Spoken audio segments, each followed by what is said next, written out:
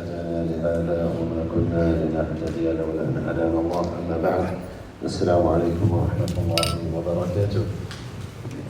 Today we do the next hadith, inshallah, that the Prophet ﷺ, in which the Prophet ﷺ describes and talks about the virtues of being a sahibul Quran, somebody who makes a companionship with the Quran. And as explained before, companionship means they're always by your side, no matter where we go, where we travel in, our Quran goes with us. The Prophet ﷺ says, يُقَالُ لِصَاحِبِ الْقُرْآنِ.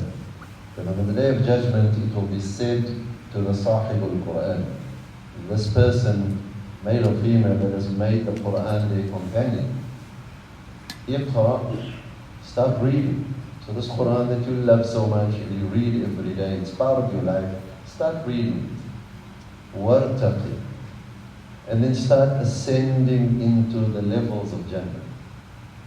وَرَتِّلْ كَمَا كُنْتَ تُرَتِّلُ فِي الدُّنْيَا. And read in the measured tones that you did in your lifetime. So the way you read it on earth, just read it. The Prophet ﷺ says, after that what will happen?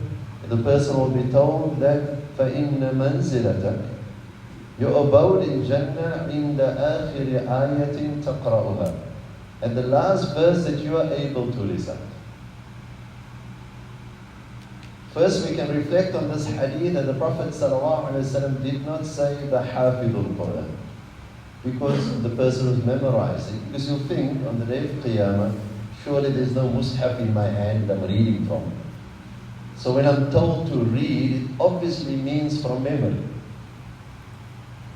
And if I've learned a certain number of ayat, the verses of the Quran, you can already count for yourself now already, more or less at what point you will stop in this world, stop reading, and that will be your level. If somebody knows 10 ayat of Quran, it's 10 levels. If they learned 100 ayat of Quran, that's 100 levels. But in reality, this hadith, even though there is a hadith, a narration of it that the word Hafidul Quran is mentioned, but the general explanation of this hadith is not about memorization of Quran. It's about companionship with the Quran. So there are many people on earth who recite it daily, look at its meaning, and they have great depth and understanding without being qualified scholars in the field of Quran, but because of the engagement with it. And they might not intentionally be memorizing the Quran per se. Their aim is not to memorize the whole Quran. They just read it every day, look at its meaning whenever convenient, and try and absorb it, understand it, and they really engage with the meaning of the Quran and its words in different ways. Ulama say, of course there's no hadith to support it, but I believe it, that Allah subhanahu wa ta'ala is going to judge us not on how much we've memorized, rather how much we've engaged with the Quran, more so how much we've practiced. There were Sahaba that when a verse was revealed, they said, well, I'm not going to memorize that one yet. He said, why? He said, because I haven't practiced the others yet. So it's not about memorization. Memorization is an amazing thing. I encourage everybody to do it, but that's only the beginning. It's not the end of the road. That is really just the beginning, laying the foundation for your life of engagement with the Quran. But if you're a person who, for whatever reason, was not able to memorize, you only memorized bits and pieces that's sufficient for your salah, you still have an opportunity to qualify for this hadith.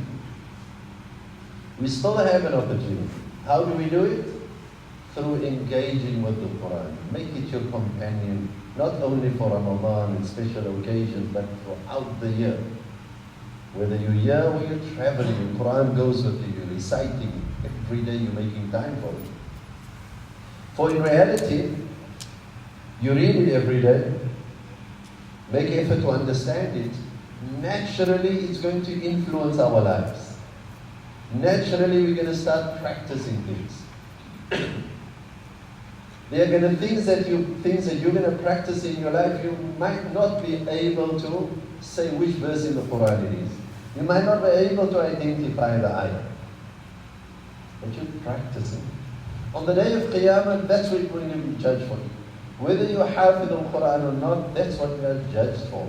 Not how much I've memorized, how much I've known of it, how much I've practiced it. Because a true companion of the Quran practices it. So my encouragement to one and all is learn to read it, understand it, but more importantly, bring the words of the Quran into our lives. On the day of Qiyamah and entry into Jannah, we're going to know these ayat. You might not have per se memorized it, but you've practiced it, you've known about it. Allah Ta'ala, inshallah, thumma inshallah, Allah's mercy is going to give us the ability to read these ayat. So it's important to recognize Sahibul Quran is not only the memorizer of the Quran, but rather the one who also understands and practices and hopefully preaches and propagates it.